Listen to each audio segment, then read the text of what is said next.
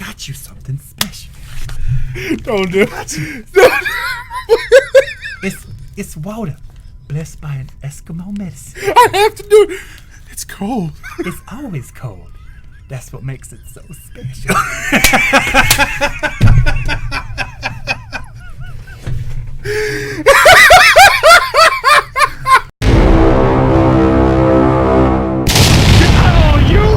Out on your cow!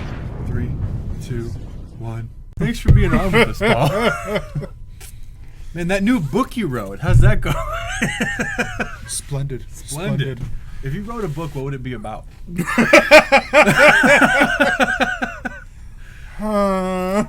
Did you catch any of the Mama Awards? No, I have not. How bad? Since you haven't watched it, you know nothing about it. I personally don't really care about award shows. The only thing I like from award shows are especially the Mamas and these indie years, the dope ass collaborations that happen, and like the really cool live stages. Like you remember when Blackpink dropped that Playing with Fire? Oh yeah. And they came out with that nasty, awesome live stage, like the tiki and like Hawaiian thing. And they came out in like full like ice goddess wear. All that stuff back in the day. I do. Those kind of things. I heard that, I didn't watch it yet, but JYP came out with Mama Moo. I think they did like a version of Fever, I'm assuming, which is his new song. Oh, see, I got like that old song. Give me fever. No, he has another song called Fever. Huh. Yeah, he just dropped it like sometime this week. It's all right.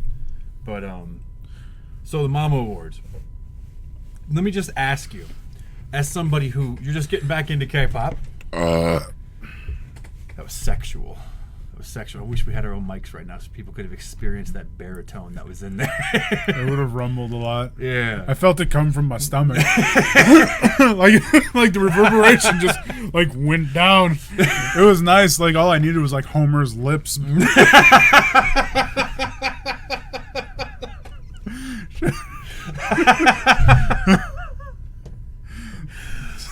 Sometimes I feel like The Simpsons really knew how to capture a burp. They did. You know, like when the lips looks like the fucking ocean just vibrating. You watch this shit on silent, you know what just happened. Yeah. Like we as humans will never have that kind of joy when burping. Like, could you imagine, like, you're just talking to somebody and we burp just like I did, and out of nowhere you see their lips just flap like roll. I'm gonna attempt that next time. I'm just gonna let them go loose. It's not gonna work, but I need it to. It doesn't happen. You gotta have some big ass like Bubba Gump lips to get that to work, man. Because it's just I got these tiny little like nothing lips, and there's not enough meat there to flap around. I think I got pretty big lips and You got some soft, supple lips. I do have some soft, supple Gosh, lips. damn. That time you tripped in the hallway and you fell onto my neck. Said you wouldn't tell anybody. That was when you looked me in the eyes and you were like, "Hey, Will, Hyo-sung who?" That would never happen. Yeah, it did. That would never happen. But the Mama Awards. No joke. If I saw Hyo-sung, like if she was behind you, I would mush you in the fucking face. Just all kinds of. But see, now that I know that, I'm gonna slip it. I'm gonna slip it, right? Yeah, little technique, working on that. It's called like a dolphin technique. It kind of looks more like you're rubbernecking. Yeah, just get around it and you're gonna accidentally mush her. And then I'm just gonna be like, "Oh, did this big man just mush you here?" I got some napkins to wipe that filth from his hands and that sweat from his nervousness off of your face. I'd probably be sweating like shit. Oh my god. When I met Haley Westenra, did I tell you that story? Yeah. So if you don't, do you remember who Haley Westenra is? Baby, hold my jacket. Yeah. Poor Dana. So I got to go meet one of my favorite singers, Haley Westenra, and she's a classical opera singer, right? She worked with Celtic women for a while and stuff, and I always felt like she had to dumb her voice down when she worked with them. She did, yeah. When she was solo in the Live at Slane Castle thing, when she did the solo stuff, oh man, That Galaxy song of hers is awesome. Yeah, she has. Oh man, her Celtic Treasure CD is like one of the best CDs ever. Like legit, we'll sit there and if I'm really into it, I've actually fucking cried listening to that music. You Total bitch move, dude. Total bitch move. You bitch. Serious as a heart attack. You know what's funny is, like, he knows that I've cried during shit. Yeah, no, he's talking shit. He's trying to cover But up. fuck you bitch. I ain't ashamed to cry, man. I'm 6'8", You know, 300 pounds. You know how many times you. we have admitted on this channel that we've cried during some sappy shit? I don't care. That's what I'm saying. Fuck it. Cry? Big as fuck. Hell yeah. Come I say have something. emotions. If you prick me, do I not bleed? And then go get something to eat? Yes. His blood sugar drops. Hell He needs yeah. You should see his best ass trying to donate some blood. Oh, dude. When I was applying for, did I tell you when I was applying for life insurance? You did tell me about that. Oh, man. I will never forget that. I was sitting up there and I was sitting in my arm. It was an army shirt and it was all green. And he took that blood and I'm such a bitch. He pulled that blood out and I'm sitting there like,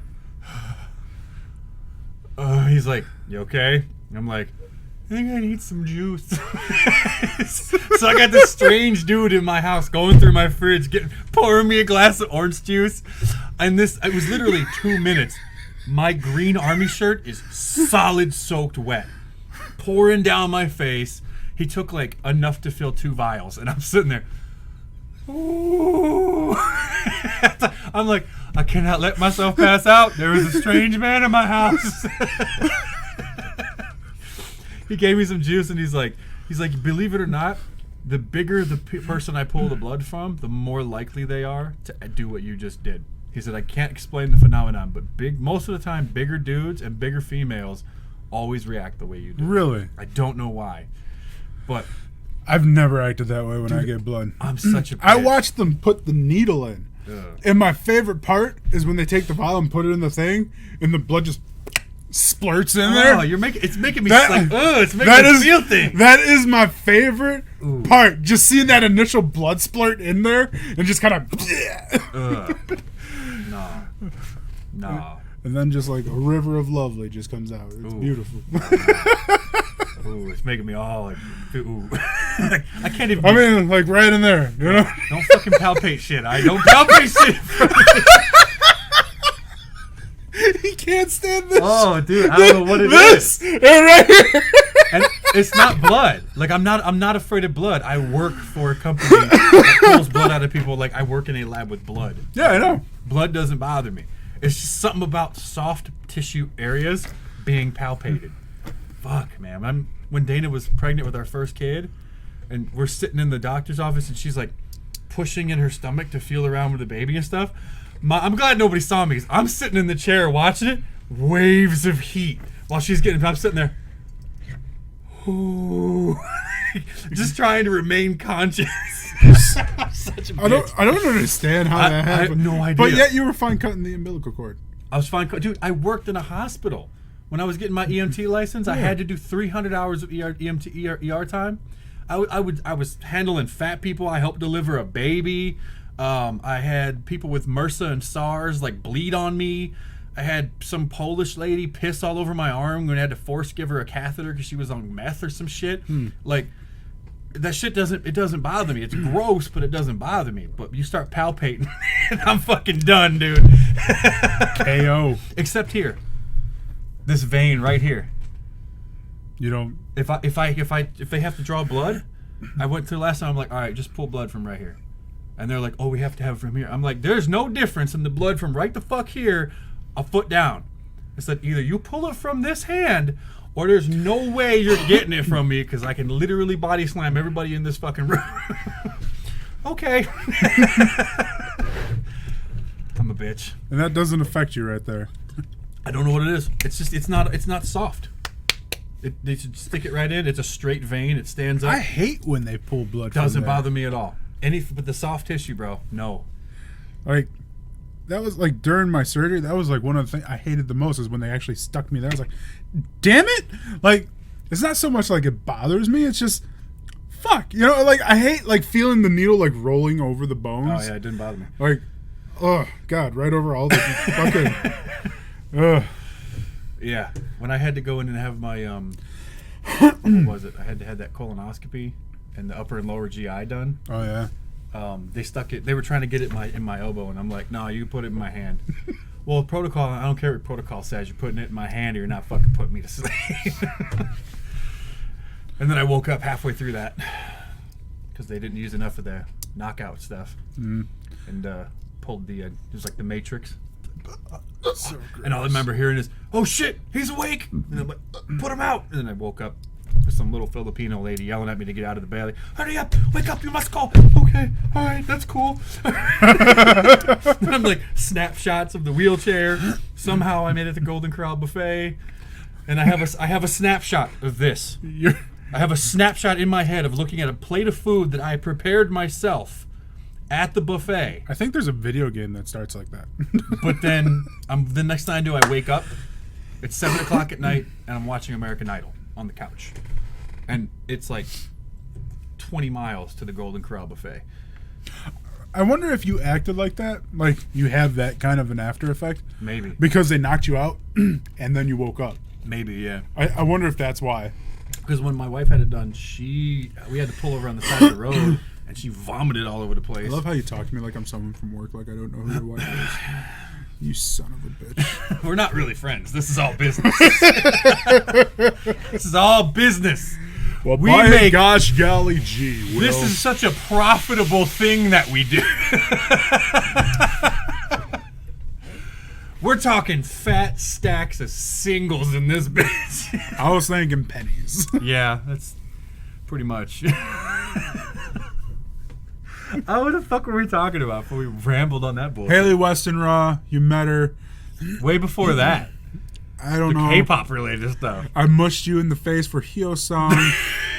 I shucked and jived it, and then you mushed Hyo-sung. Oh, the Mama Awards. The Mama Awards. Anybody just like fast forwarding is like, is this a fucking K-pop channel? What the fuck are they renting? Look, not everything we're going to talk about in a podcast is going to be K-pop. We're going to go off. We may just use a K-pop as a starting point and then just ramble on about some nonsense. Like, I enjoy Brussels sprouts, but I have to be cooked a certain way. Some people don't. What are your thoughts on Brussels sprouts? Brussels sprouts, I agree. They have to be cooked a certain way. Yeah, they got to be soft. I hate crunchy Brussels sprouts. I like it when they're pan-fried. Yes. That's the some best. Nice oil with some red pepper flakes and shit. Garlic. Bruh. Some onion powder. Bruh. Mm-hmm. Right now, there's somebody frantically typing about how much they hate Brussels sprouts in the fucking comments. Try it the way we just said. It's delicious. Mama Awards. Mama Awards. So, can you guess, after all that bullshit, who won the most awards? Well, okay. Because in our last podcast, we said that Red Velvet won. Like they were. That was from Billboard. From Billboard. Yeah, that's a Western thing. Okay, so.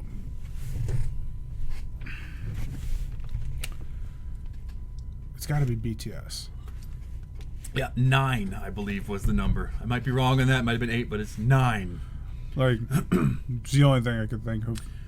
Who would have won the most? Yeah. Because right now they seem to be the most popular. And I believe their performance, I haven't watched any of it. I just read an article, but I believe their performance was them being Greek gods. Huh? Yeah. I want to see it because it could be dope. Huh? But it also could be like that where it starts getting like too much and you start getting like, dude, you guys look fucking pretentious doing this. I don't know. I got to see it. You know, they always go over the top. All the groups do on those Mama Award shows. I kind of feel like just doing like the Robert Downey Jr. from Tropic Thunder. Huh? What do you mean, you people?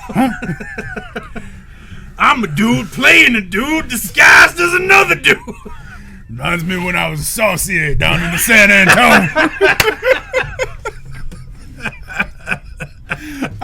Dude, I love his part in that movie. Back when racism was still okay.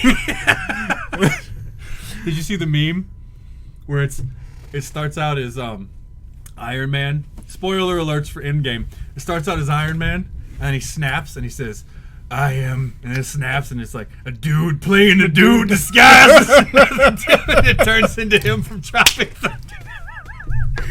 Best plot twist ever. That's what they should have done in like some VFX and just brought it back. Like, fuck it. We're going to end racism right now with fucking Robert Downey Jr. He's the man to do it. He is. He did save the galaxy. Oh shit. So yeah. See what I mean about those tangents? Yeah, the tangents. They won a lot, and then Twice won Best Female Group. Big shocker there for Fancy, and then TXT. This I knew. We all know BTS is gonna fucking sweep everything because Well, yeah. I think the way it was 30% of the vote was fan.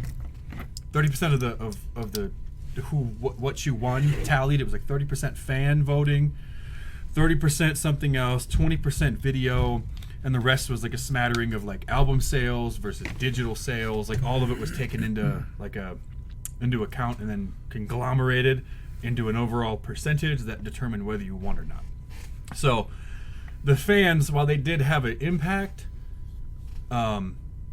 obviously BTS would win based on all of that because they sold the fuck out of everything. Yeah. They got more views than everybody. They couldn't not win. So it was like, whatever. You know they're gonna win. You know Twice is gonna win. Or if Blackpink actually made content anymore and weren't just models, because I mean they're basically fucking models. That's now. basically what they're doing. That's all they do. I'm curious how Blackpink turned into models. They're all pretty enough to be models. Well, they're built like models. Well, they make horns with trumpets too. They do, but like, I feel like they're just models now.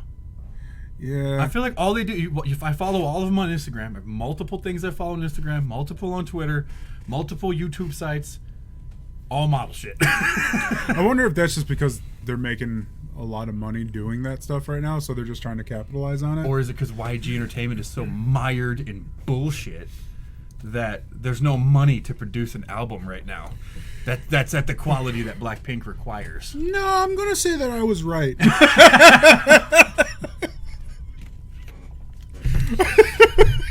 Can't argue with that. If you say it with confidence, you can make anything happen. You're right. People will hit the like button on this video. And they will subscribe. They will hit the like button on this video, and we will rub the like button.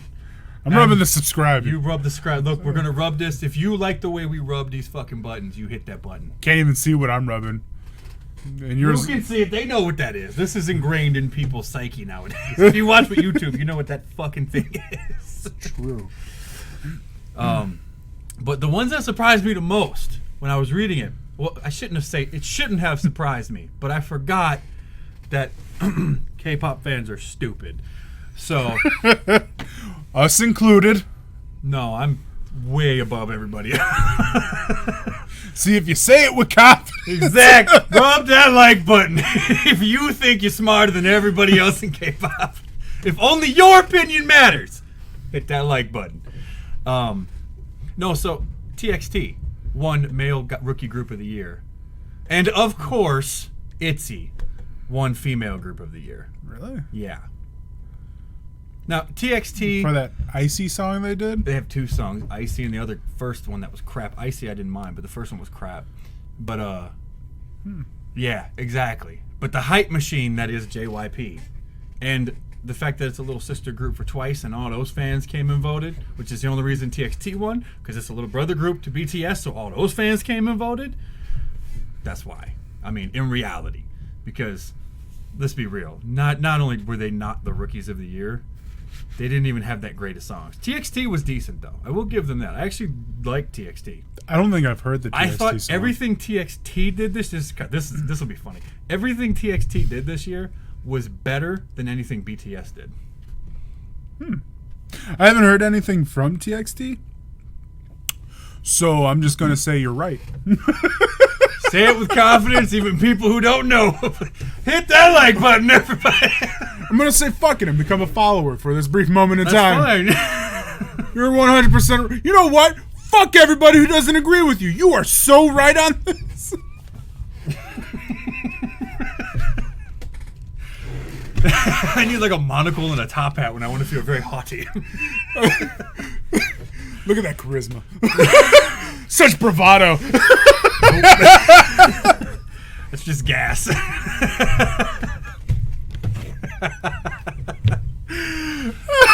What kind of confidence is that? Indigestion and Pepto-Bismol. Indigestion, diarrhea, upset stomach.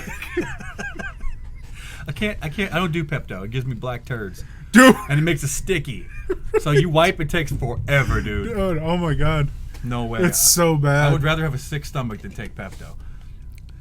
Although you're only supposed to take a certain amount of that stuff. Yeah, well, they don't tell you that when you're a kid. So you No. take a lot of it.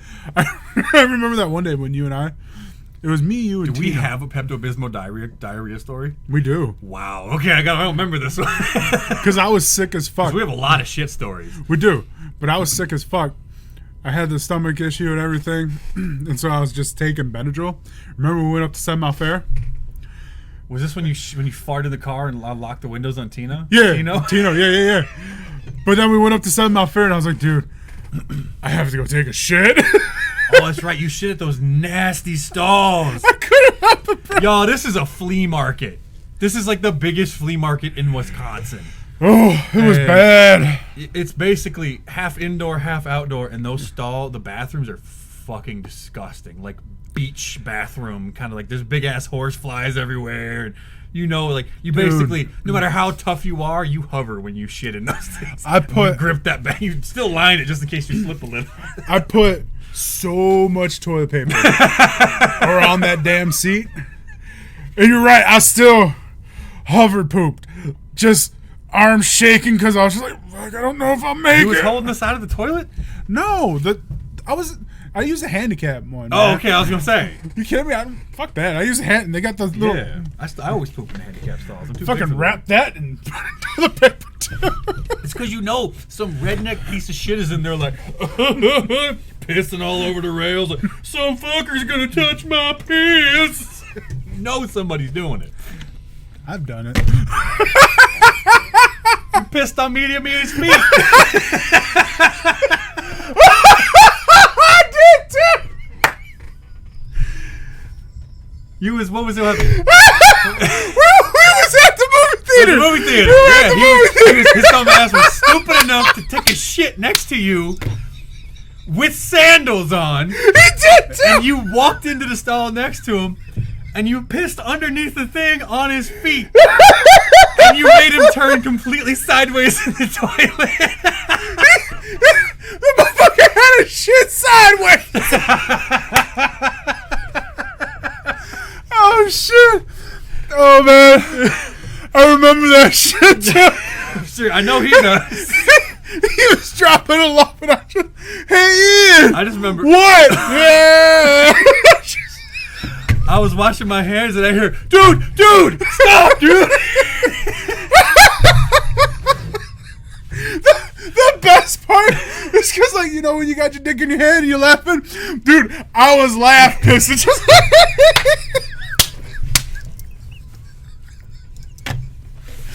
oh shit, my stomach. Oh fuck. Oh shit.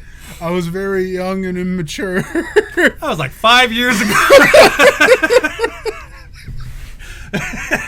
Oh man. Oh fuck, man. Good times. It was good times. You stay tuned to the podcast and subscribe. Eventually you'll hear a lot more stupid shit. One day we'll tell you the tale of when Paul stole Medium Ian's phone. And the things that were very bad that occurred afterwards. In the next episode. Man, I'm really not a good person.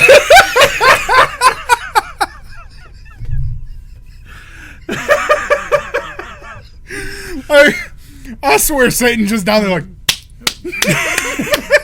No, he down there like, really? That's disgusting. Don't nobody want to see that. I done disgusted the devil. Oh man, my stomach hurts. So the Mama Awards. Tell me about those Mama Awards. Okay, so I don't remember. It doesn't matter. Yeah. This is gonna be a shoot and shit podcast, apparently. So. We both had long days. Yeah. We just wanted to blow off some steam, laugh a little bit. It was a long ass day. Oh, I feel you. But TXT. TXT twice, blah blah blah. ITZY, BTS. ITZY should. They fucked up the Mamu Awards. This is very subjective. but only to people that don't know what they're talking about. So, the clear winner of Female Rookie of the Year, I'll give it to the Rookie of the Year being TXT. Although I'm surprised it wasn't like in the running more with like ATs, because I feel like they had a pretty big fan base following. I don't like them, but a lot of people do. Because I mean, if you ever read our comments, like it'll literally in the memorial video I made for Guhara, some jackass comes in there like, I know you're going through a lot right now, but could you react? I'm like, dude, shut the fuck up. Like, really, dude? He has no chill. No, it was fun. I laughed. He knows that you're not that serious. I laughed, but you felt sad. But let's face it, he knows that you're kind of a dick. So he was like, "I'm just going to ask for this because, well, fuck him." It was you, wasn't it? It was your secret account. You're Smoozer 57. Actually, I'm Pac Dixon.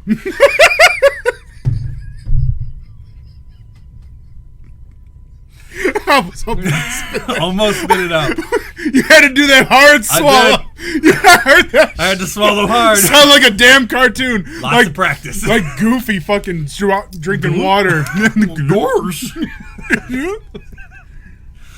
Everglow should have won instead of ITZY though. Ooh. Everglow had Bon Bon Chocolate, which is one of my favorite songs of the year, and Adios, which is still better than Blackpink's Dude. Kill This Love. So I love Bon Bon Chocolate. Bon Bon Chocolate is my shit. Bon And Bon you know who Chocolate. wrote Bon Bon Chocolate? Melanie Fontaine. You told me that. Yeah. I did. That's impressive. She also likes our new merch. Does she? Especially the female leggings, the Big Head Hip Huggers, K4L, which are all available on the Chubby Nation store at teespring.com if you wanted to go check those out. There's a badass new hoodie, too. There's a badass new hoodie. Wait, Protect your chest with K-pop for life. That's what it's called. Here, I'll do this. You better get that timing right when you put that in there. I'm probably not. No. It's gonna pop up. It's gonna pop up 10 now. minutes later, like, bing. The force is weakened. Editing game on strong, son. Everglow should have won though. Everglow is by far the only female rookie group this year that was really good, that I liked. But all the other winners were like a smattering of the normal. GOT7, I think Monsta X won. GOT7, Monsta X, 17 all won awards I've never heard of. It was like the QOOP 10 awards. No fucking clue what that means. Somebody let us know in the comments.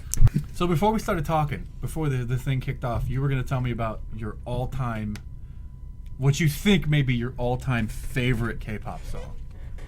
And I told you, no, save it for the podcast. And then we totally got off on like 50 tangents. The more I think about it, because I do want to make a list of like songs that, if for whatever reason, like we're cut off from technology or whatever, but I still have a way of listening to music, and I can only choose like a handful of songs. Like Didn't we make a list? Wasn't this? This was a long time ago. Wasn't this the K-Popolix list we made? Something like that. It was like yeah, the 10 songs for eternity. Yeah, something like that. Yeah. I think I still have that list somewhere. I'll have to look at it. We need to make a video on that still. I wonder if my top one is the same then, because the more I think about it,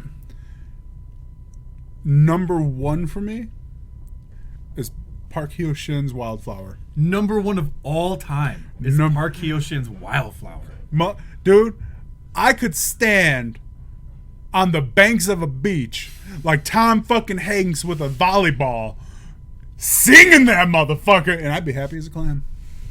Really? Like, I mean, I do love that song. It's probably one of my all-time favorite I songs. sang for that. sure. It was the first thing his daughter heard when she was born. I'm not even joking. The first song his youngest daughter heard was Park Hyo-shin's Wildflower. You have to set up the scenario. My third daughter is born. My wife is split open like Predator's mouth in the chair. She just got sewed back up. She wasn't even recovered. She wasn't even recovered. She was no. They sewed her up. She She went to the bathroom a few minutes later. Had that like Passed out in the bathroom because they didn't get all the clots out. Welcome to pregnancy if you're new to pregnancy. I remember that. That was scary. I was worried about it. And then. she didn't come out for 10 minutes. I ran in. She's passed out on the floor in a pool of blood. So I pull the string. Nobody comes. So I run out into the hallway and I start, get the fuck in here. What the fuck are you doing? Yelling at them. Me and your dad were standing in the hallway. The fuck's going on? Yeah, they put her in the bed. They have to cut the stitches. They find out that there were still clots and shit in there, so they had to like push them out. It was fucking disgusting. But they sewed her back up. She's like, first off, she's already anemic, right? She already has low blood pressure in general. So she's sitting there in the like fucking wrecked, dude. And his ass comes in. I see a phone come in the door.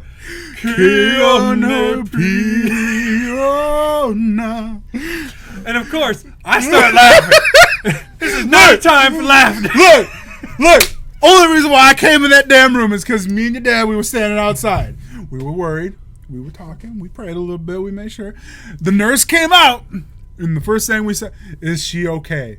Everything okay? The baby okay? Mm-hmm. Oh, yeah, they're fine. You can go in. Cool. Pops, wait a minute. got my motherfucking phone on blast. I think when you came in too, you were worried if there was still like vagina out. Yeah, like, hi, you can come in. I didn't even come in the room, literally, like because there's that curtain. Yeah, there's no floppy beef curtains. You're good. When you walk in, like you have the door and then you have the curtain. It's like a vacuum seal kind of thing. So like, I just put my hand with the phone past the curtain and held it up high, like my phone was Simba or some shit, blasting Park Hyo-shin's Wildflower. The first music my daughter ever heard was K-pop. It's a beautiful thing. You're welcome. I know. The other two, they didn't get that. No. Well, Arwen was born before we got into K-pop. She was, yeah. And Ayla was born right when we got into K-pop. Yeah, so we didn't have nothing. But by the time Kaylin was born, she was the lucky one. Yeah, she was the lucky one. She was the lucky one. She was graced with it. Ordained. Yes. Ordained. She's the chosen one. She's the Anakin fucking Skywalker of my children. Her ears were baptized in K-pop. She already had her cerebellum was soothed by Park Hyo-shin's Wildflower. She already had her road to Damascus experience. She was like Beethoven, just feeling the vibrations of the music.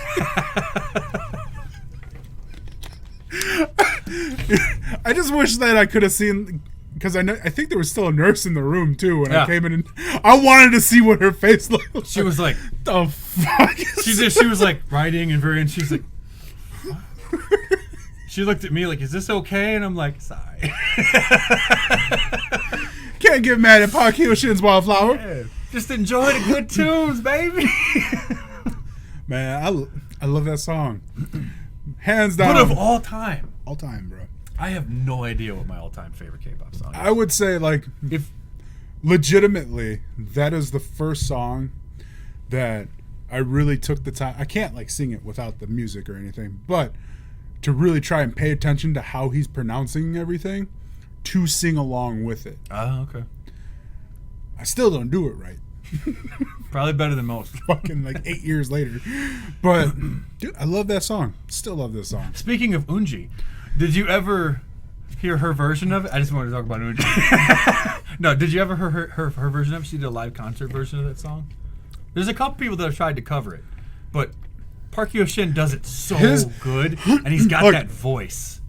Unji has a beautiful voice, but he's got that smoky goodness. Yeah. He's got like that soulful. She's got like, I can belt out anything. That song is meant to be sung by a man's voice. Yeah. And when she sang it was still good when she sang it, but his version was way better.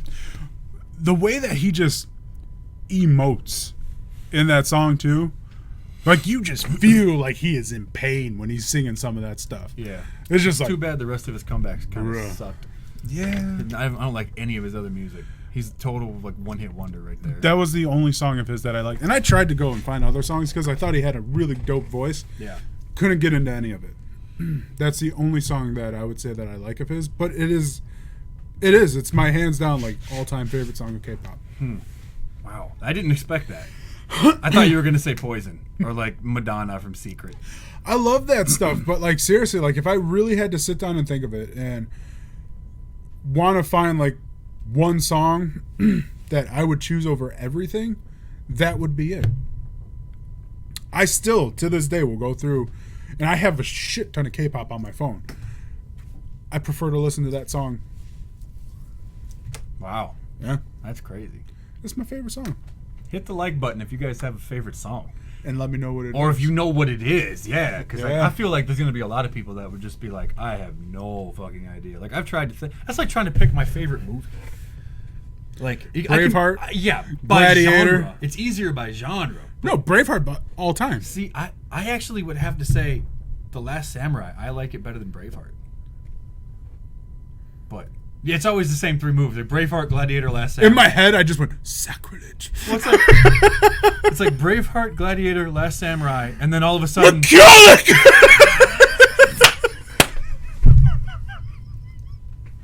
But then all of a sudden, you get like... How can you beat Uncle Arda? It's hard. You have the look of your mother. First, I'll teach you to use thus. Then, I'll teach you to use thus. Not what he does at It was all. weird when you were all limp. I picked it up and it was just like, this is what it looks like when you... Like, this is it, folks. Why you get all dainty with your pinky? I gotta get dainty. Why you get... It's like sipping a fine tea.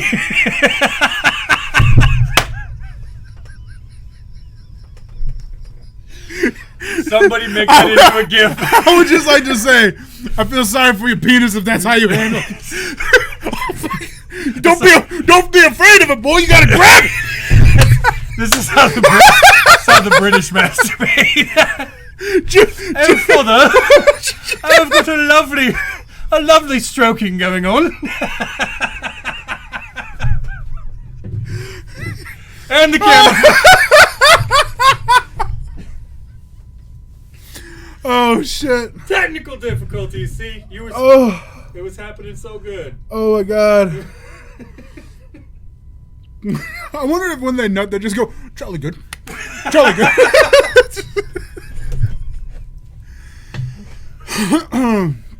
Oh, fuck, man. What the hell is wrong with us? Oh, when you spend too much time together, you run out of normal shit to talk about. So you got to get more and more fucked up. Raise the bar every time. I will say, Think of though, all the shit we literally cannot say right now. this is us reserved. This is reserved Big Will and Big Paul. This is church Big Will and Big Paul.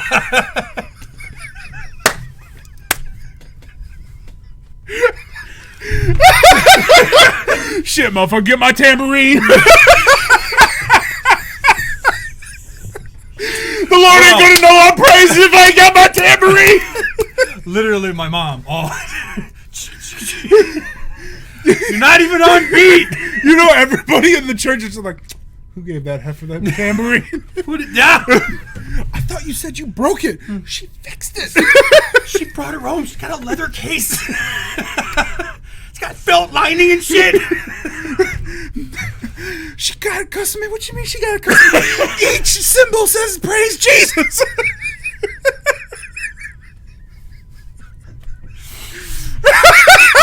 Oh man. Oh shit. Clearly, we were in the bullshitting mood. It was a bad day, man. It was a bad day. Everything went wrong. We were supposed to have 2 mics. I can't find my other mic cord, so it's just like you have to deal with the mediocre sound. But my back and my shoulders are killing me from that log. Oh, yeah, because you're not used to engaging Yeah, it. but it made me want to ask, what kind of music do you work out to? Like, legit? And when I say work out, everybody's like, this motherfucker don't work. He power lifts. Now you understand. I will give him the video of me pulling a 17,000-pound semi. Yes.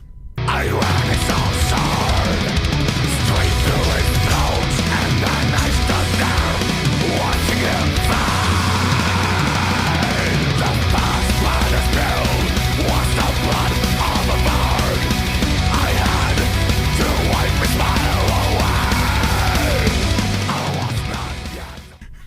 But so he's trained for strong. He fucked his foot up, but he trained powerlifting and for strongman for a long time. Yeah. And that's what I'm doing now.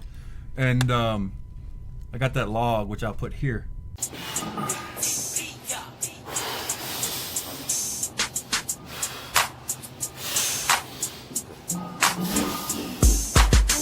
Young money, sir, bring the big shot. Time to do the thing. That's word to your wristwatch. Shoot the Glock till it burns to my wrist lock. Rams hella big time, skinning like Chris Rock. And It's a sexy log.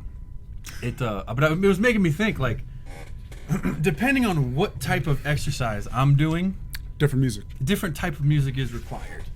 And also, I've noticed, like, if you Google like K-pop workout music, I'm just going to preface this. Are you an emotional lifter? is it preface or preface? Preface. I've heard Preface. I've heard it both ways. Tomato, tomato. Heard about Pluto? It's messed up. It is messed up. No, like, are you? So, would you consider yourself an emotional lifter? No.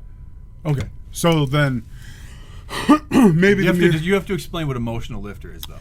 an emotional lifter. Like, to me, I consider myself an emotional lifter, and there's a lot of people who weightlift, especially like power lifters and stuff like that. I forgot his name. Something Neiman.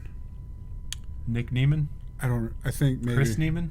I have no idea. I think I know what you're talking about. Big motherfucker. Yeah. He doesn't do anything anymore, really, I think. But, so usually, especially in those kind of sports, not everybody does it, but people who are emotional lifters like me and him, that guy that I was telling you about, we take a lot of stuff that's from our past and just shit that pisses us off, stuff we've been depressed about. It's just one of those things where, to us, the gym really is therapy. Like C.T. Fletcher said it best, my psychotherapist is made of iron. Right. Like, it's what it is for us. Although C.T. Fletcher is crazy. And yeah, don't take a lot of his advice unless you want to like, kind of I love that man, but he's crazy. He's more entertaining than he is somebody to take a lot of sound advice from. He's still got some records, though. Yeah. And the man is strong. But his ways are not for the average person. That's no, for sure. hell no. But so, like, for me, when I'm lifting, especially when I'm coming up to like a max lift, I use my emotions. Like, there's been times where before I deadlift, I literally have to like close my eyes. Eddie Hall speaks about this when he did his world record deadlift, where he created that pinch point on the back of his hand, and he's like, man, I had to go to a really dark place, like shit that he doesn't even talk about because it was so dark and personal to him. That's where I go. Like, it's just from literally shit from my past, things that I dealt with growing up, everything. Like, I go there. And what sucks about me is I have a very vivid imagination. So when I go there, I relive it. And I use it. Like, I'm feeling it now. I can already feel my adrenaline starting I can sense it coming off of you. To like kick up. So I take that and I just morph it into something positive, being that lift. Like, whatever it is that I just put myself through psychologically, it is now that bar. And the way for me to defeat it is by picking it up. And I'm using a deadlift as like my reference because I love deadlifting. And it's probably that and bench pressing is where I use it the most. I have pretty strong legs, so squatting, not so much. But in those two areas, I go to that dark fucking place. Like, I've brought myself to like tears before a big lift just to get my adrenaline up. And when I go, I mean, I am fucking raging. I mean, like, because when I lose my temper, I go into that tunnel vision kind of thing. And that's where I'm at. Everything's gone. Nobody's there. It's just me in that bar. And it's all fueled for that.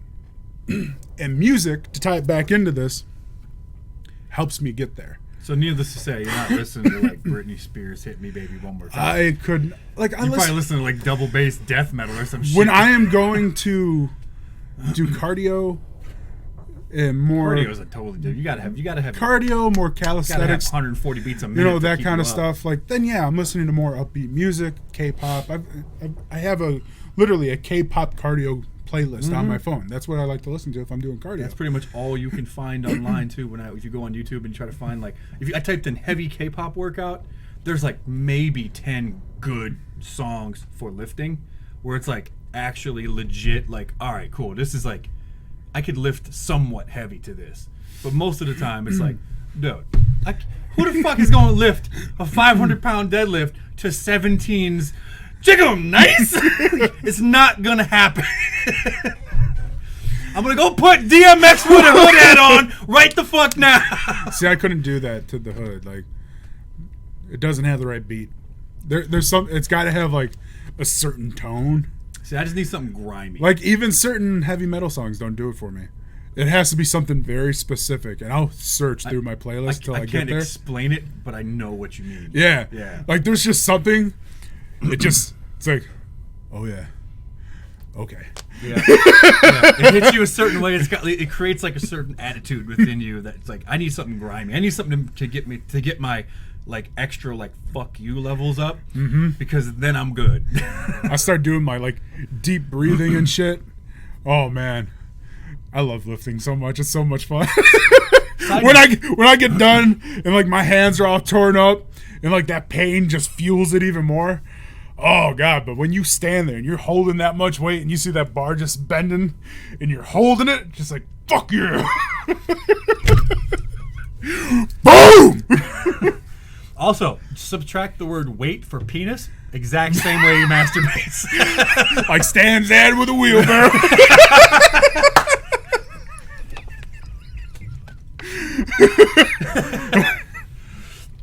Yeah, no, I'm not an emotional lifter. I try to. And there's occasionally if I'm in a really bad mood, but like I just can't tap into that aggression easily like that. Yeah. But like I also didn't have I love watching non-emotional lifters because like they just kind of get in their zone like okay. Just pick it up, set it down, they're like like it's just what they do. But then you watch someone like Chris Duffin, the Kabuki Warrior, watch that motherfucker fail a lift. Watch his eyes. He always looks like he's about to snap anyway. He did a lift. He had a really shitty. You've seen the story on his childhood, right? Yeah, dude. He had a shitty childhood. So he taps into that stuff all the time. Exactly. Yeah. He did something with Mark Bell. It was a lift, and he went to go for like a PR for him, and he missed it. I did see that. When he dropped the weight, Mark Bell went to go say something for him, saw the look on his face, and was like, backed away, and just let him go off and do his thing. And then when he talked to him later, Chris was just like, hey man, I'm sorry about that. And he's like, no, you're good, man. I get it. He's like, I was in that place, and then I failed the lift, and it pissed me off even more. Like he was at that spot. Like he was ready to kill someone because of it. So like I think a lot of the times people like will take dudes like you or like me, and they sort of stereotype because we look like we do and we talk like we do. No. Yeah. Everybody stereotypes. Everybody is a fucking stereotype sometimes. People only like to embrace the positive ones though. But I'm a big fat bearded dude with a fucking Viking tattoos, and I write in the Futhark. I write in the older Futhark. Journaling, dick. T-shirt. Where's that shirt? It's coming. That shirt is coming. Just promise me you find like the rune for my initials on there, so it's a P. And you got it. You're not gonna. Nope. Not even a little bit. I'm curious though, like you're an emotional lifter, but you suppress all the rest of your emotions. Yeah. So, and I do the same thing, but I'm not an emotional lifter. And I'll have like spurts of me acting like a bitch or being angry or something, but like I would definitely say you're more reactive than me though. Yeah. Like earlier when shit was going down, you just let it out. I have to. What the fuck? Where is it? Blah blah blah. I wouldn't do that. It depends on the situation, but you know what it is too. It's like my job because and everybody's different. Oh yeah, but you're like, forced to push it down. I have to be professional where I work. Yeah. I can't be like that, even though I could easily snap at like 20 people a day. But like, I can't, and I don't. But then I come home and it's all pent up. So then like stupid shit happens, and I don't have any patience for stupid shit. And if I have a plan in mind, Isn't it funny how the older you get, the less and less patience you have for no that shit? patience for stupid shit. I hate it. I hate stupid people. I got no problem with people making mistakes, but like consistently stupid people is what I hate. Just not even stupid, but like just ignorant of like common sense things is what drive me crazy about certain people, where they can't seem to Willful grasp ignorance. That's what. willful ignorance. Yeah, and like also people that don't have patience for other people's I want to say like quirks, or like when people are trying to learn or do something. Oh yeah. And they have Harp no on him for patience. no reason. Yeah, it's like, dude, he's fucking trying. Yeah. Just chill the fuck out. It's like that meme that I said, how you going to pick on a fat guy at the gym? He's fucking trying. Mm-hmm. Encourage the motherfucker. Yeah, or the other Shit one like where that. it's like you see these fit in shape people here. It's like, why are you here? You're done. Go home. Goal achieved. You've won Yeah. whatever it is. Now you just rub it in our face. But like, I'm only asking because like the K-pop stuff, I don't think that a lot of K-pop has the emotional impact necessary for like a solid heavy workout. No. And it's only good for like a cardio workout, but I don't know if a lot of the people watch it. I don't know if you guys lift or if you guys train certain things, but I don't think K-pop is a really good music for most training. Heavy I think lifting. it's good for cardio. Cardio, I think it's okay plyometrics. for plyo, anything that's like conditioning. Yeah. Anything that has a good beat. But even then, if you're gonna lift any action, Because I listened to K-pop when I was doing the freeletics stuff there for a minute. Yeah, but like I'm not even an emotional lifter. I don't tap into like anger and when I lift. Yeah. And I still need music. That if I have K-pop on, I get out of the Pulls you out of the mentality. zone. Yeah, and like I don't really have much of a zone to begin with. So if I'm pulled That's out of because that you bitch, associate it with happiness. that's what it is. When I was growing up, heavy metal, death metal, and all that other stuff, like when I was a metalhead, Yeah. that's what I used to. You mean you were a For- metalhead but secretly a pop lover? Exactly. The duality of it all. No, your brother would have whooped your ass and made fun of you. Probably. Even though he was right there singing NSYNC to his Hell yeah. girlfriends and shit. The good-looking bastard. Oh, fuck. I don't know. I really do think that plays a big part of it.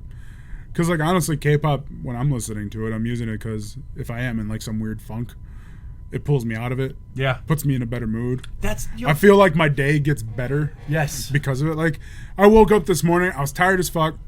I slept like crap. Woke up early, and on my way in, I needed something to like pick me up a little bit aside from my coffee.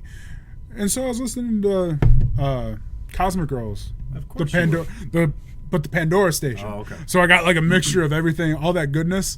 Dude, I'm telling you, the Cosmic Girls playlist on Pandora is fucking good It's as fire. shit. It's good as shit. know what you're talking It is good as shit.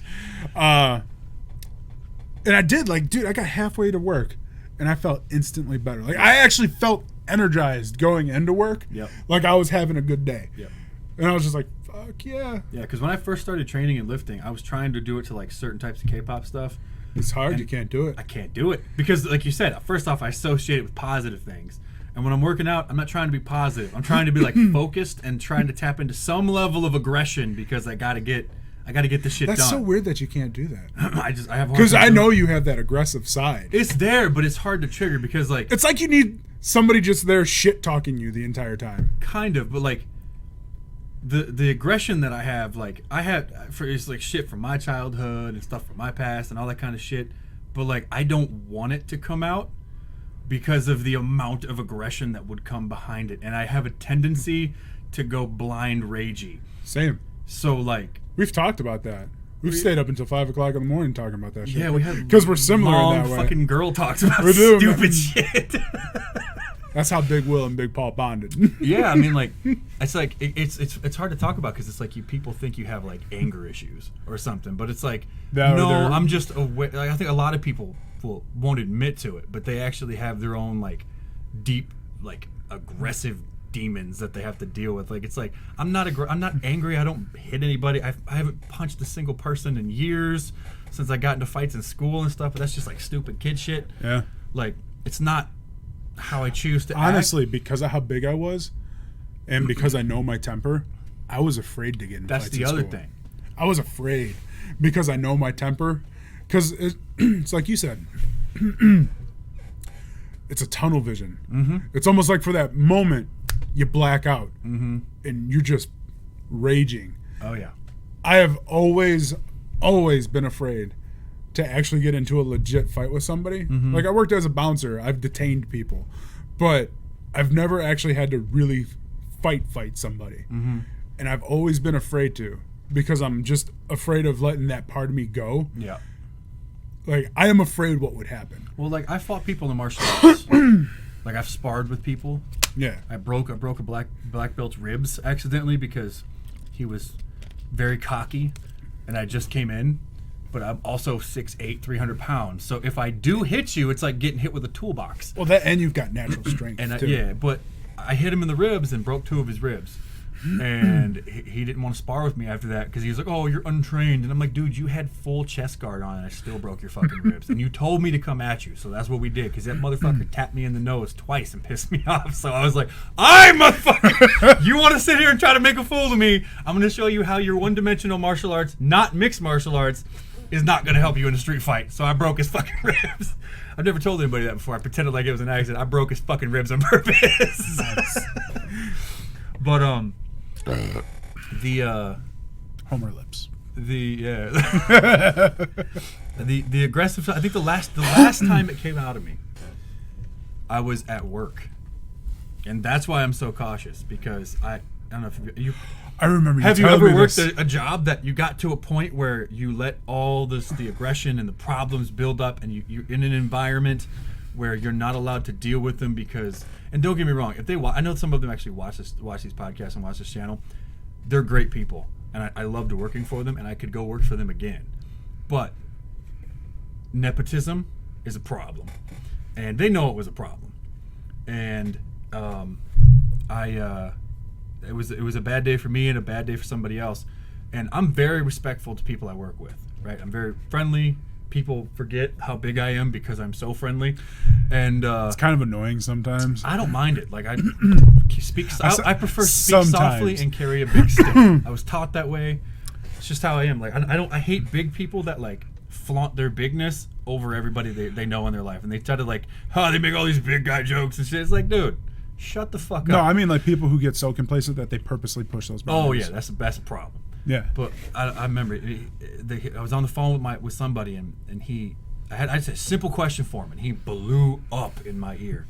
And like, I've got a couple switches. Like, there's a couple switches. Most of the time I can just take it with a grain of salt. I've hit one of those switches. Oh yeah. So I forgot about that. Tell about that first. So sometimes fuck, I was just saying. Oh, so I have a couple switches, and I'm not going to tell people on here what those switches are. No. But there's only a few things that will literally enrage me to the point where I lose all sense of logic. And this was one of those things, like a complete and utter disregard and disrespect for somebody, for me, when all I've ever done is show you respect and kindness towards you. And it was just one of those things where it was like, I ripped my headset off, $300 headset, smashed it into the fucking wall, grabbed the door on my office, and ripped that whole motherfucker off the wall, and then put my elbow through it and broke it in half, and then threw it into the wall and broke the wall out in the hallway. And then the boss's, I think he was like his best friend, he's like this 50-something-year-old dude, comes in while I'm raging, right? And at the time, I'm 350 pounds. Yeah, you were much bigger. And than I was.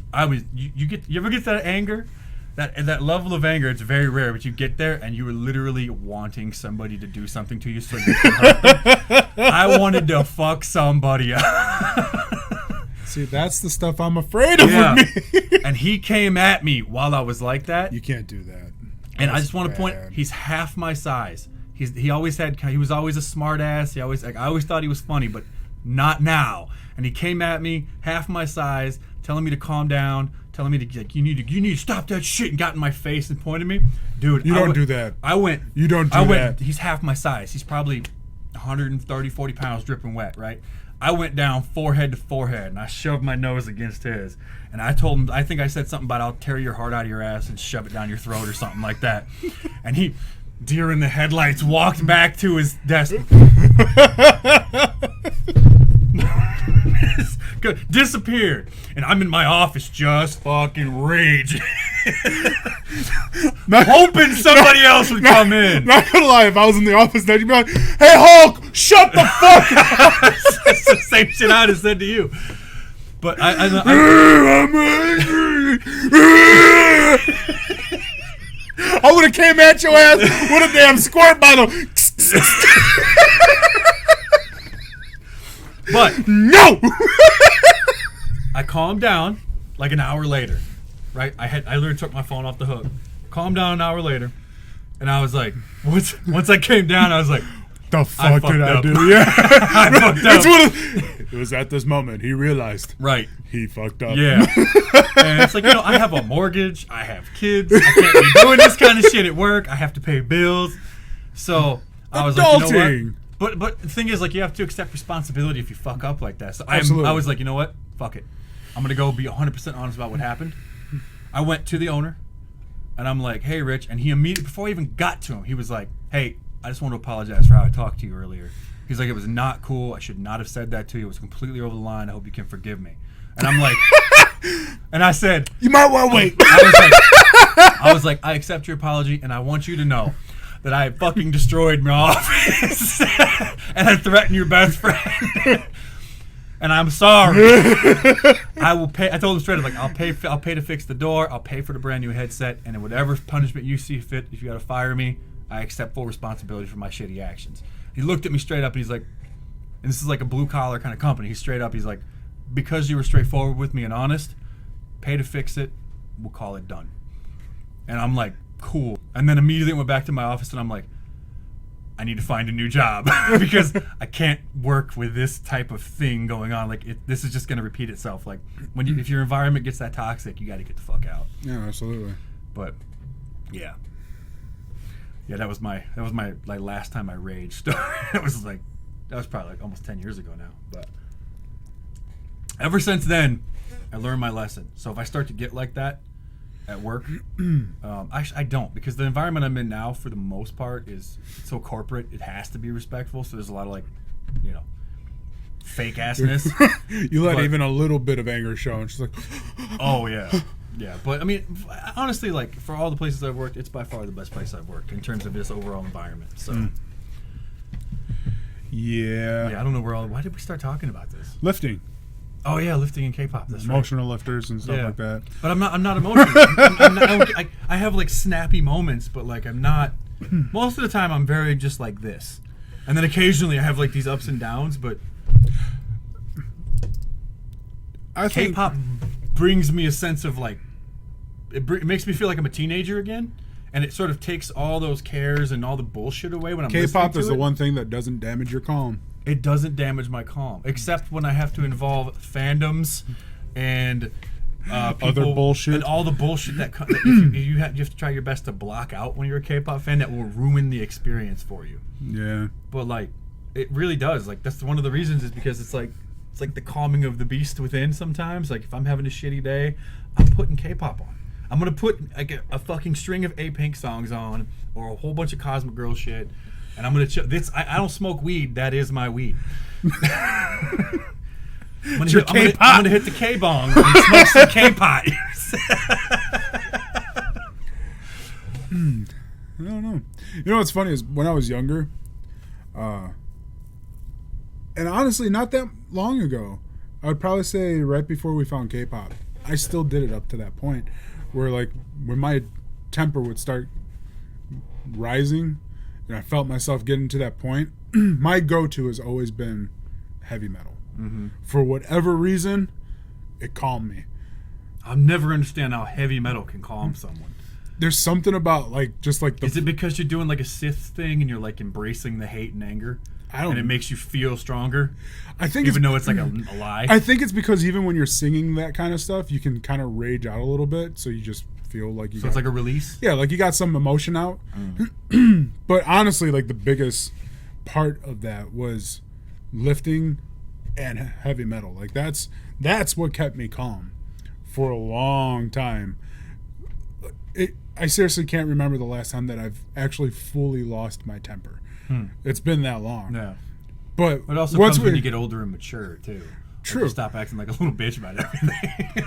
Well, like I still have moments where I can like feel myself like going there because it's just one of those things like you feel it. And like you saw it when I was just talking about it. Yeah. Just talking about it. My adrenaline just naturally starts to go. Like I can just feel it amping up and it's like, fuck. Where's the barbell? You have a torn Achilles, don't lift anything. That's what I'm saying. But with K-pop, I found myself, when I listen to that, not only does it get rid of that feeling, I feel happy. Yeah. And it's not an artificial happiness. No, I feel legit happy. Like, I will have a legit smile on my face listening to K-pop, driving down the damn road, and by the time I get to wherever the fuck it is that I was going, I don't even remember why I was mad or anything like that, or what was pissing me off. I feel 100% better. Yeah. And that's what I love about it. That's why it's so... I think what it is, I always kind of ponder stupid shit like this, but I wonder if it's the fact that I can't understand what they're saying and that I'm forced to specific... If you're listening to it in the car radio, it's even more, but if you're watching it, you can sort of base off the aesthetics, how you're supposed to feel, and the point of the video. You can kind of vibe like, oh, okay, there's like somebody's trying to get it with a boyfriend. You can kind of get a vibe of what the song most likely is about. But if you're just listening to it on the radio and you have no physical point of reference like a music video, you're specifically have to go off the vibe and tone of the song. Yeah. And then it forces you almost like, the more you watch it, the more you listen and watch it, you get used to it and it becomes more natural. But it forces you to sort of feel it versus hear it, because you listen to English songs and you hear the words and you sing along. You know what the context is. I don't know. I can't speak Korean and I don't fucking care. I've listened to so much K-pop. I don't even hear. It doesn't sound weird to me at all. No. Like when you first listen to a foreign language, you tend to only hear that foreign language and all the sounds. But now I catch myself listening to it and I'm like, I don't know what these people are saying, but I fucking love every sound that they're making because I love the Korean language. I just love the way it sounds. But like, I think you're forced to try to you're forced to emotionally internalize the song more. Yeah. So like when you do that, I think it actually creates that happy feeling even more resonates intensely. deeper. Yeah. And I know it sounds stupid. Like my wife's like, shut the fuck watching this right now. Right. But she's not a huge K-pop fan, so she doesn't get it. But I think also, I've noticed though, there are a lot of people, like Andrew Waits, one of my patrons, and a couple other people. Also, hold on real quick. He made a WJSN K-pop for Life car in his Need for Speed game. I'm gonna pick pictures up. It's fucking dope. You'll see when I Did he edit the video. really? Yeah, I'll show you after. But I think that he's huge into heavy metal. I think he's in a band and they do heavy metal and shit. There's a lot of heavy metal people that like K-pop. And I find it fascinating because they're so polar opposite. Like, not really, if you think about it in terms of what you were just talking about. If it comes down to that emotional level, heavy metal is very emotional. See, you have to explain this to me because I don't get heavy metal. I don't feel the emotion from it. I usually just feel like, dude, stop fucking grunting. I'm down with the guitar. My white guy loves the guitar. You know what I'm saying? I'll air guitar the shit out of him, motherfucker. Like sometimes I just talk about weird shit, but I think for people who do like have more of that emotional side and the heavy metal hits them like that. Mm-hmm. Now this is just me talking about like how I feel it sometimes. I feel like when it comes to heavy metal, because there is that emotional side for us, like we have that connection to it, where either it helps us with what we're dealing with, or it's a specific kind of outlet. You tend to feel more. And then when you listen to something that makes you feel this way, you can naturally kind of gravitate towards it because it's like, okay, well, I feel it, you know? kind of like what you were saying, where you don't understand what the hell they're saying. You don't understand what the fuck they're saying when they're grunting and screaming and. What the fuck does that mean? They're saying like dog shit, and you wouldn't know it. But I never really thought about it from that perspective before. But I mean, it makes sense. I never thought about it from that perspective like, either until just now. You're emotionally. It's just a different. It's a different emotion you're internalizing. It's a different type of emotion. Yeah. Interesting. I wonder if that's it. Maybe people that listen to certain types of music, because there's some people that are like lyrics. They care about K-pop fans too. Like they want to know what the lyrics are. Yeah. They want the translations. Oh, there's metalheads like that too. They want to see what they're singing, and like I guess like I don't really know any metalheads besides you, but like yeah, so like they want to know what they're singing. They want to understand the context of it. And to me, it's like I want to know why they're singing about sheep bladders, bloods, and whatever. Yeah, and yeah. I could give a shit what anybody's singing about. Like, it's like, does it sound good? And by does it sound good, it doesn't mean like, oh yeah, it's a great pop song. It's like, does it resonate internally with me on some level where like, I don't understand what you're saying, but I'm down with it. I'm down with that motherfucking sickness. Yeah. That's an interesting thing. I wonder if there's been any studies done on like the effect. I mean, I'm sure there's been studies done on the effects of music on the human brain. I will say people who listen to, so there is a contrast, and they've done a study about this. So if you grew up listening to more poppy, happy, go lucky shit, I did. I've always been a pop fan. Your ear for music is different than mine. That makes sense.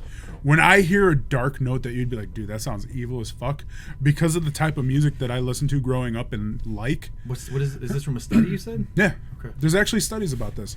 It changes how your ear develops for music. What I would find very peaceful, calming, and relaxing, you would find dark and just like, what the hell is that? Yeah. It changes how you perceive things. So, like, for me, when I go from that heavy metal, and it happened once when I brought my guitar over and I played something that I made on the guitar. Mm-hmm. Your sister, she was like, God, could you be any more depressing? But when I played that and actually like made it up, that was so calming and soothing and relaxing to me and peaceful. But was that from the act of playing the guitar or the actual sound? The sound. Interesting. I actually enjoyed those tones together.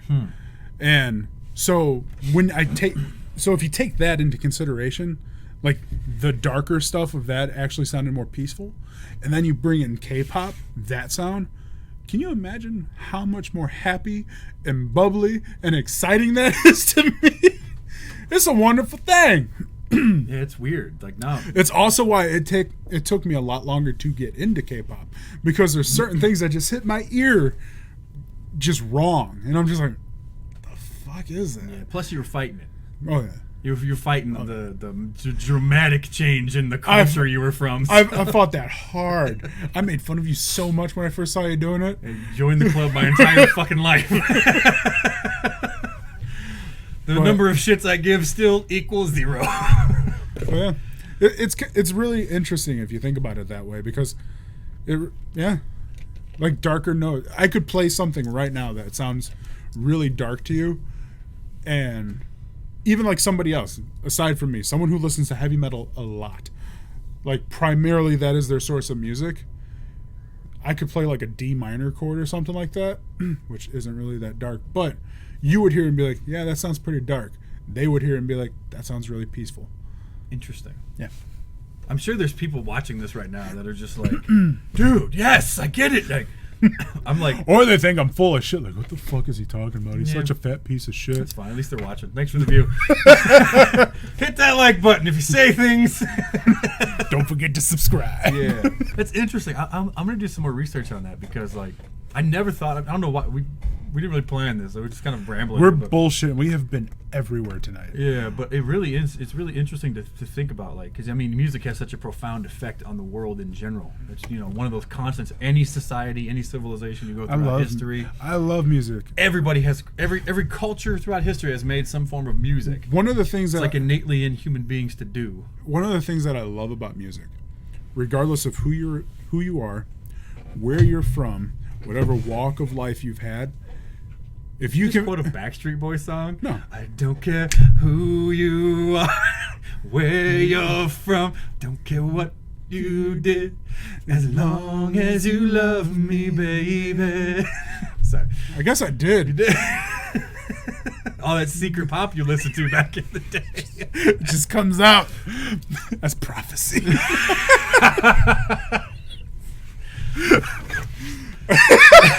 Fuck. You're very biblical tonight. Anyway. What the fuck else? Oh, yeah. If you can find common ground in music, you can talk to that person for hours. That's very true. Because I've had that happen with plenty of people that I've worked with. Like older guys than me, way older guys than me. Because I like the blues and all that other stuff and acoustic guitars and slide guitar and everything. And especially being from around where we are, the Chicagoland area and stuff like that. Blues is huge out here. So there's plenty of guys, especially those older dudes, who love it. And I remember me and this one guy just met the dude, and first thing that he did when he sat down is he started playing some blues. I was like, oh, dude, are you listening to B.B. King? You like the blues? And now, don't get me wrong, B.B. King is like the most well-known blues artist in the world. But then we started talking about it. Like, oh, you like Paul Butterfield? Yeah, I like Paul Butterfield. Really? You like whatever the fuck his name is? The guy who sings King Bee and shit? Like, Howling Wolf, that's his name. Yeah, dude. And we start talking about it. And, like, him and I became best friends just because of music. And it was fucking cool. Interesting. So this is another thing. Like, we always get like, are you guys brothers? Like, we have a lot in common. Yeah. I think we have more not in common because I fucking hate blues music. you hate a lot of the music I like. I hate a lot of the music you like. We have similar taste in movies. Yes. And just about most other things, but there's certain things like you're more of like I would say like an earthy dude. Like you like to carve and whittle wood and shit. I do too. I do. I had a plan today. I had so many topics lined up. And I can't. Oh, I just remembered one. Yes. About damn time. So I reached out to the patrons over at patreon.com/Kpop for life. Hit the like button to become a patron. You can make us watch videos. And so I asked them, what do you guys want to talk about in the podcast tomorrow night, which is tonight now. And because we've hit that topic already. Yeah, and unfortunately 47 minutes in, there's your topic. I can't even see it. But anyway, the one thing we do want to talk about, you're a Momoland fan, right?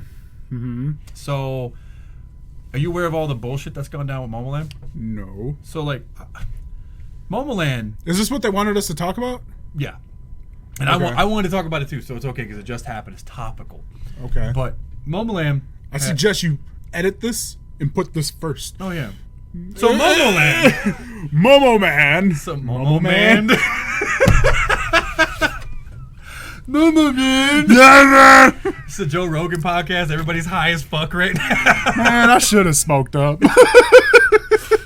Get your K-bong and your K-pot. That's some colorful weed. Man, it's some A-Pink Kush. A-Pink Shrine, right? Dude, that's dope. Yeah. I like the new backdrop. Anyway, Momoland. So Momoland, backstory.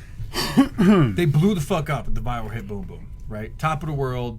All of a sudden went from an obscure K-pop group to like in the top 5 of people. Everybody loved them. Came back with Bam Bam. It kind of split because it was the same fucking song. Yeah. But some people liked it, some people didn't. It was okay. Came back again with a song you've never heard of, and I can't remember the name of, and I don't remember. It was like a slow song. They were in an apartment or something. And then they came back with their most recent one, which was the fuck was it? I can't remember the name of it now. Did a reaction video to it. It was like hot. I'm so hot. Na na na na na na na na. It was Boom Boom Part 3, basically.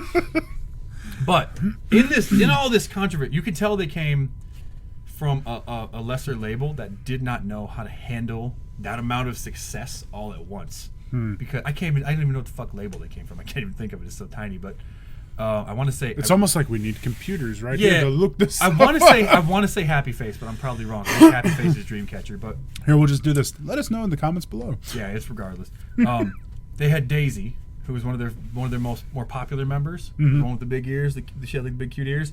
She got wrapped up in a dating scandal or something, so they quote temporarily removed her from the group as a punishment kind of thing. Okay. People were all butthurt about that. And then just earlier this week, like a couple days ago, Yeonwoo and Tae, that's how you say it, Taeha or Tae, one of the two, they decided that they were going to leave the group. And Yeonwoo's doing like K-dramas and shit, so she's still going to stay employed So she making her money. with the management company. But Well, yeah, gonna she's still in the public eye. Yeah, she's gonna do like dramas. That's and just stuff. smart business. I don't know why the other one quit. I didn't see any real good explanation as to why. Maybe somebody can fill us in. But so they went from a 9-member group or a 10-member group, and now they're down to 6. And they had one of the biggest hits of 2018. And they had all this potential. They built this massive following, like to the point where they have like 4 fucking songs, and people are putting them in the running of like best girl groups with like Blackpink and Twice. You know what I'm saying? They have a huge fan base. They have a huge hater base, which is an obvious sign that you've made it, because then you have a huge fan base that galvanized by the haters. When you got trolls and haters, Yeah. you're doing good. But I look at a comparative thing like Chungha. And She doing she good. also came from some obscure no-name ass group. Now, granted, she had IOI as a backdrop Yeah. for her success, but had Momoland clout. had Boom Boom. And I'm sure it's different handling dichotomy between like a large group of women and one single solo artist. But Chungha's a millionaire now. And Chungha pretty much blew up her record label by herself. I also think she might have learned a lot when she was with Iowa. Oh, hell yeah. Right, So, but I mean- the decisions that they've made, the songs they've chosen to release, the style, the direction they went down, all worked for her. And that was from the management company. And then you've got Momoland's management company that made a big ass hit like Boom Boom. And whether you like Bam Bam or not, I think it was the right choice, because Boom Boom was so fucking big, and it was so viral, and it made them like internationally famous. How do you follow that up without flopping horribly? True. So you just make the same shit, make it sound slightly different, and keep the fan base. The third follow-up, that Junior album, that's where it counts. But they just couldn't seem to match that kind of success. So like they sort of fell apart. And there was a lot of like internal stuff that they say happened, but you never can quantify any of it or anything. So it's like, I wonder what Momoland could have been, because right now as a 6-member group, they're lacking a lot of pieces. Like a lot of their visual is gone, and I think that with all the drama, it just puts like a black mark. It taints the group, because a lot of people now who As aren't soon like as hardcore drama fans, starts, they're gonna start thinking about all this stuff, and they're gonna be wondering what happened to this person. I'm not gonna even fuck that record label, and then you get this negative fan base that starts to well, form. what happens too is I think, especially with a newer group, when you start getting that kind of drama, which really isn't good, and I know they Kristen. say when they say like, "Oh, any publicity is good publicity," but when you're that new and you start getting that kind of negative publicity, it really is kind of like the sign of the end that you're going to tank soon. Yeah. Because you just already have, like you said, you have that stain on you already, and people don't associate you for your music; they associate you for the drama. Right. And they're more there for the drama than they are the music. And then when they hear the music, this is dog shit, and then they just troll on you more. Yeah. Preston. I know you didn't follow them that close, but Preston, from the day they dropped, there was nothing but drama about Kayla's weight. Like, she was like a quarter pound too heavy, and all the fucking dumbass netizens do their stupid thing because, they're a bunch of fat fucks in their parents' basement or something, and they're mad because somebody else is prettier than them. I don't know. But they started that, and then there was this huge like thing about it. Like, so then it like, so she says it didn't fuck with her, but bullshit. She was 15. It fucked with her. Oh, that video we watched. Yes. Yeah. Yeah, and I'm not trying to spread more drama, but there You was are, that, though. and there was You are, supposedly a lot of infighting and something like that. You can't quantify and stuff. It's all hearsay, but there's obviously something to it, or else the group would have stayed together. So they split. They had all this potential, but either the management company was corrupt or couldn't handle it, or the girls just didn't have the necessary chemistry to work together. Sometimes that makes a huge That's difference. a huge difference. You can tell when they don't naturally click together. Yeah. Like, I think for like when we first found Mamamoo, they're just like overall connection and vibe with each other. You can tell like they're genuine friends. Yeah, regardless of my feelings for like their more recent music and not liking a lot of it, I still like them as a group. Yeah. I have no negative feeling towards Mamamoo in general. Like I like Mamamoo. And a lot of it is because of that dichotomy with each other. Yeah. So, and like Cosmic Girls, another example. The chemistry between all of them Yes. is awesome. We sat and watched mukbangs. Hell yeah, we watch mukbangs. But like, I feel bad for Momoland because they had something there, And then they lost it. They had one of those groups where they had a lot of very diverse members that had a lot of different looks and a lot of different sounds and like vibes about them, and it could have been something really big, but coulda, woulda, shoulda. Sucks to be them now because I'm sorry, they're gonna have a comeback. They're never gonna recapture lightning in a bottle like that. No. I feel like they're slowly going. They'll always be like a mid-tier group now. Is my thought. I hope that I'm wrong, but I feel like they're always going to be like they'll always have that hardened fan base that's pretty big, but I think they're never going to reach the heights that they could have because of whatever bullshit happened internally that tore them apart. Yeah. And it's sad when stuff like that happens to newer groups, though, especially when you see the potential. You know, if they could, they would go the distance. mm-hmm. But then ultimately some bullshit happens and then they just flop. They Yeah. fall off the face of the earth, and then you're reading about how, I don't know, they're in another scandal. It's like they're more known for drama than anything else now. Yeah. So, switching gears again. Last question. You can pontificate on this all you want. Last year, there was a thing, people making videos, basically future predictions for K-pop. I made a 2019 predictions video, Okay. which I don't remember right now. We'll have to sit over there and watch it and look at it or something. But I was right on quite a few things, if I remember correctly. What are your predictions for future of K-pop in 2020? Ooh. Where do you think? Where do will I see go? it going? Where do you see it going? What events do you think might happen? Oh. Oh. Okay. I haven't thought about this at all. I know. That's why I figured I'd spring it on you.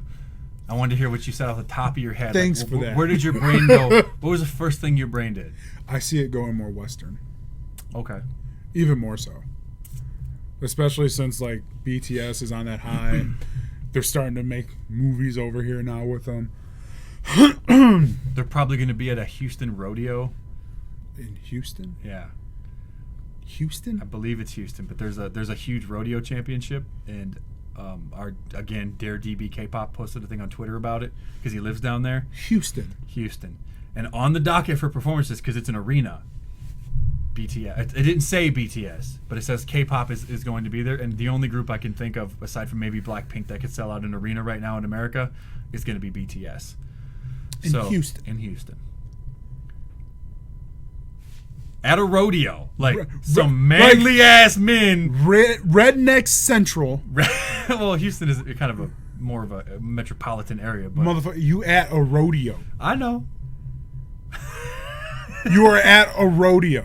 Yeah. Like, okay, I'm just gonna say it. Like, a rodeo is not like NASCAR. That's not what happens at rodeos. Rodeos, you got like legit cowboys up in that bitch. Yeah. Like John Wayne wannabe, Clint Eastwood wannabe. Clinton. Probably some dude's named Clinton because only cowboys get away with that name. What's your name? Clinton. All right. It's a nice Spurs, Clinton. Like a mustache. You been to the island? Kind of look like Sam Elliott. Like, I don't know how, I'm curious. I would love to be in that crowd to see how those cowboys and cowgirls react. Well, you can kind of do that because Dare DB bought tickets already. He's like, I bought 4 tickets the moment I found out. So I hope that he does a vlog of that shit because I need to see the people. I want to know what they think. Mm-hmm. I want to know their reaction. I know you're going to get some like old cowboy dude like, the fuck is this Well, that's shit? to be expected. But I think, honestly, the younger crowd, like the 30-somethings and belows, Yeah. it's just gonna be like, whatever, I don't give a fuck, because that's pretty much where everybody's at nowadays. Like, the news and the media makes everybody think that everybody in the world hates everybody, but really, almost everybody I know is just like, dude, I don't fucking All care. of a sudden, just leave me alone. You're just gonna see a bunch of cowboys. Time to go water my horse. Can you keep that racket down? You're disturbing my horse. Look, now I got a sour udder on my cows.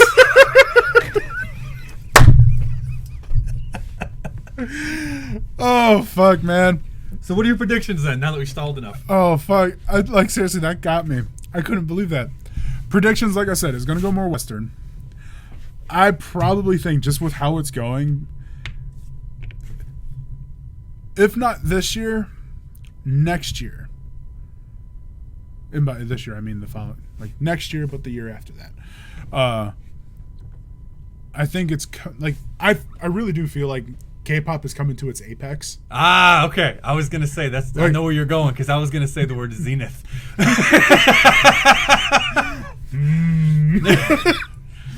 I just feel like that's where it's heading. It's gonna reach its apogee, and then it will begin waxing as the moon does. I think he was going to wane. Yeah. But I really do. I think it's going to hit like its peak of where it really can here. And then I don't know. I really do think that it's just going to tank hard. Like, people will get tired of it and realize that it's just a bunch of like More pandering. of the same and pandering. Yeah.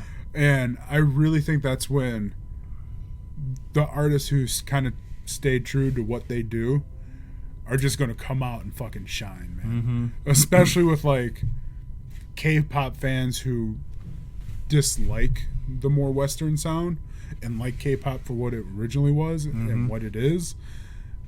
I kind of feel like it's going to head that direction. If not next year, the year after that. I really feel like it's just going to come to that head and just tank. Yep.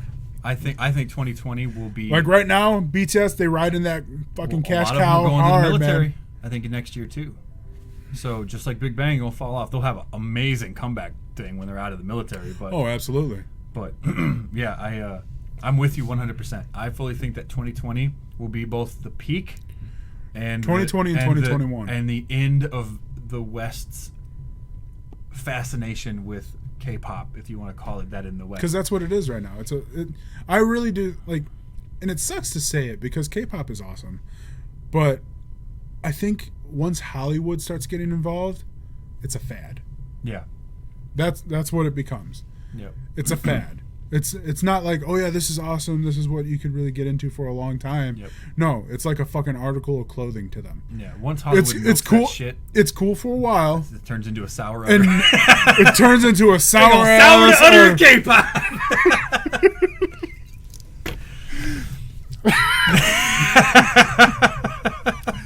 The fuck is wrong with us?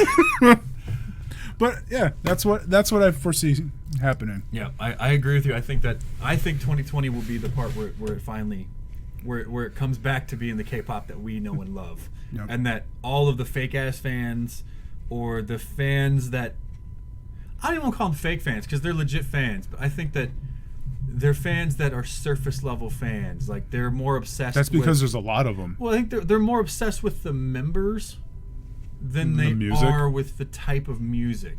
And like, one of the things that I love about K-pop and that we fell in love with in K-pop was the culture. Yeah. Because we love the way that they talk. We like the way they interact. We like to watch them eat. We like just the Korean culture in general. Like, there's this whole new world that we first found.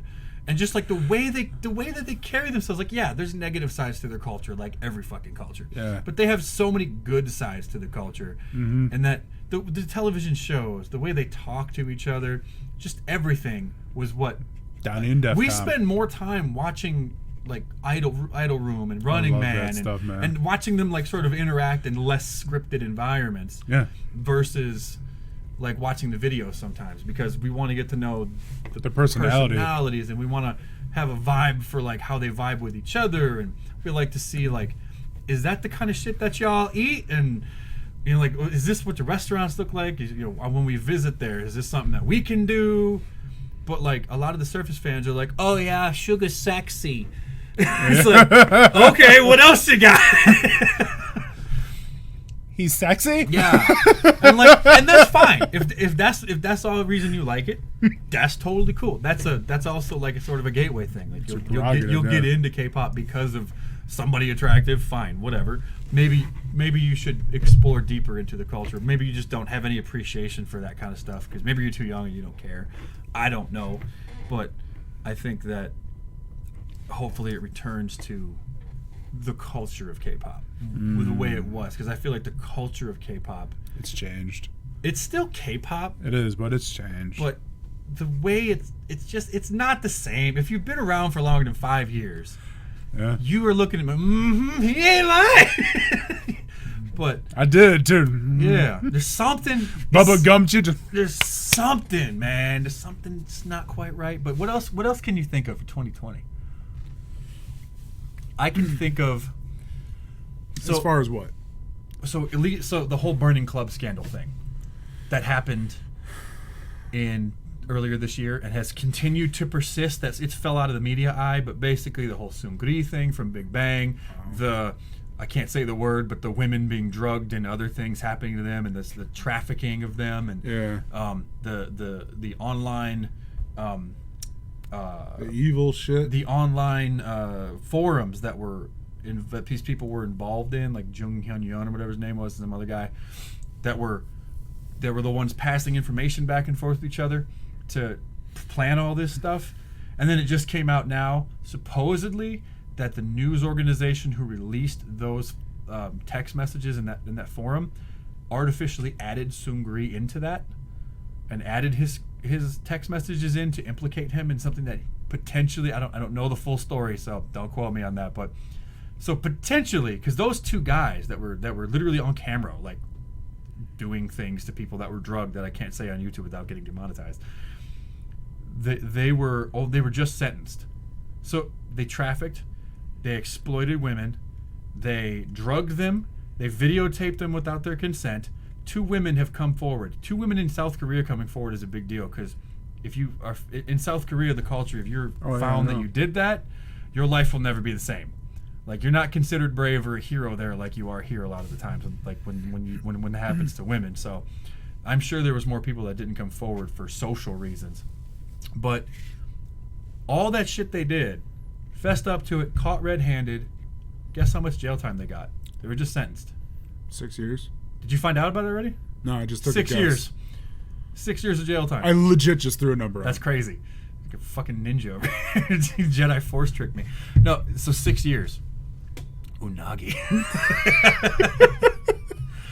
6 years. We will get a Hyosung standee behind me. You will give me $150 to make one. You know I'm broke.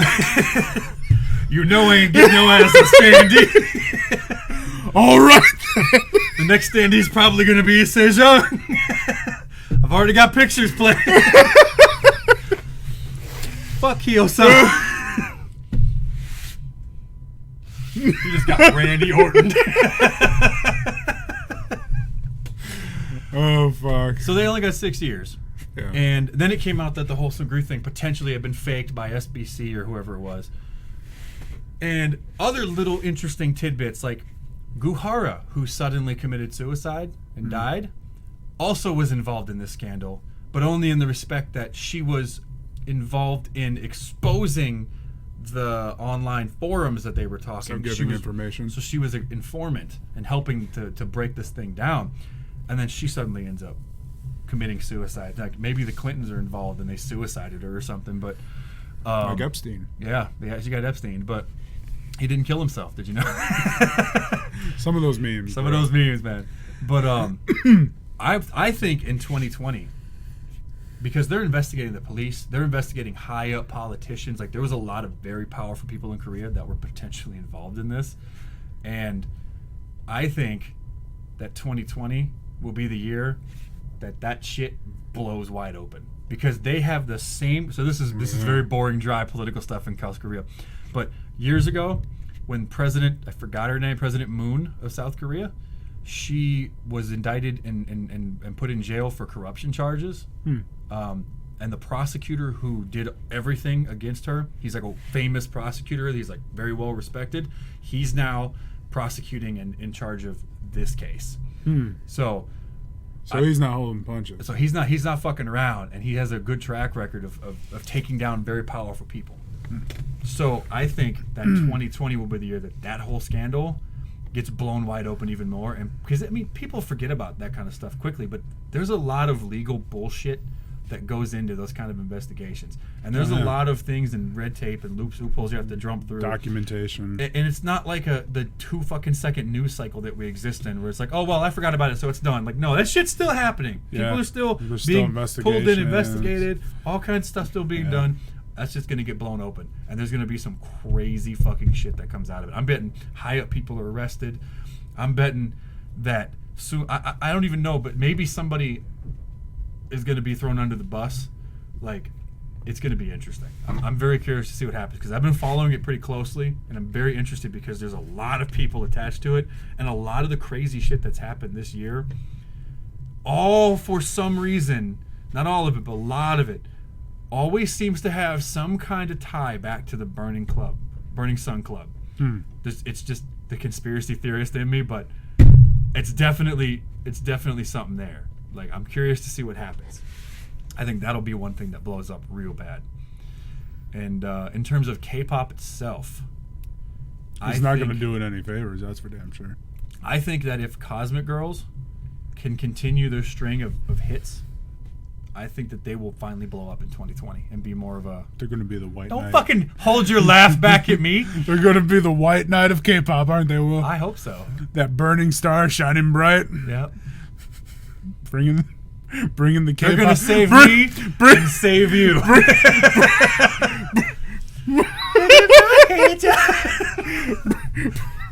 Bringing K-pop out of the abyss. Yeah. They're going to be the Captain Dylan Hunt of K-pop. They're going to be the Ed... Slipstream! They're going to be the Ed Harris of K-pop for our older fans who watch the movie The Abyss. Oh, fuck. No, I think that they're finally starting to gain some notoriety, and like a lot of the stupid fan bases that for some reason I don't understand, fan bases that won't look outside of their group. It just blows my mind. You ever hear how much good stuff you're missing because you're a quote Twice stan or a Blackpink stan, and I don't listen to anybody else because that's betraying them. It's like, are you retarded? They don't even know you exist. You can listen to both of them, and it's not going to take away from anything. There's people like that, and it trips me out. It's easy to lead blind sheep. I don't understand that mentality. Like, I would never find something I like and then just be like, you know what? This is a good Mountain Dew, but I'm not going to try any of that other soda because it's different. You're gonna fucking miss out on a lot of amazing flavors in life. It's like Bobby Boucher's mom calling everything the devil. Yeah. People that only listen to one K-pop group are Bobby Boucher's fucking mom. Now don't you go listening to that new group. They're the devil. But I like Vicky and she likes me back. Show me your boobies and I like them too. Shout out, hey mama. That was a good transition. I think we're done. Our work is done here.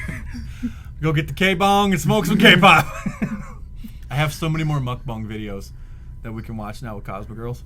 Nice. Bruh, I've been waiting to watch them. And there's a new TV show with them, like a variety show.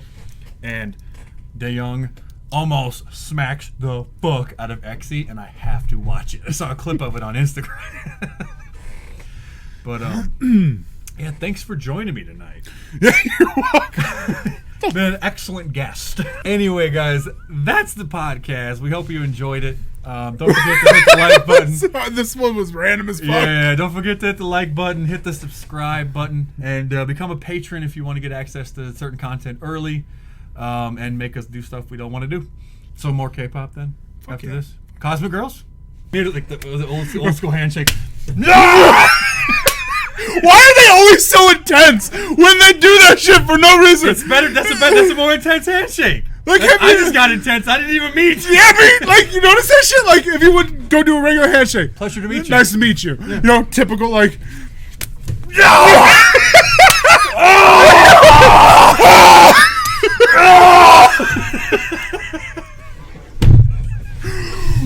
Gratitude! To Cosmic Girl. 부탁해